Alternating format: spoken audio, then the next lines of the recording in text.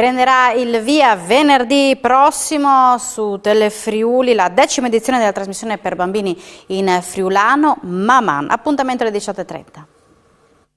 Debutterà venerdì 10 ottobre alle 18:30 su Telefriuli la 10ª stagione di Maman, la trasmissione televisiva in lingua friulana che Arlef dedica ai più piccoli. Daria Miani, il suo inseparabile gatto Vigli e Desiree Chiappo Debegnac, la simpatica vicina di casa, torneranno in onda con nuove puntate per la gioia di tantissimi bambini. Fino al prossimo giugno Maman terrà loro compagnia ogni venerdì alle 18:30 e in replica la domenica alle 7 e alle 13.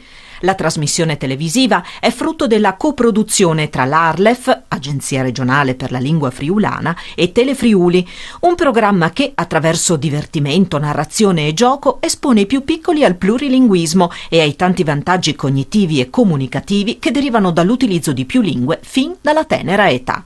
Daria e Desiree regaleranno ai piccoli telespettatori avventure speciali, momenti di gioco e tanto intrattenimento con musica, cartoni animati, letture originali e della tradizione.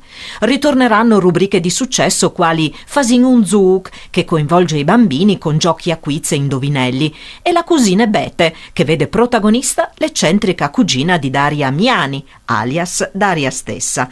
Sarà lei a condurre piccoli esperimenti, mini laboratori che spiegano come realizzare simpatici lavoretti e a raccontare tante curiosità del Friuli, ma anche su altri paesi del mondo, le loro culture e le loro lingue.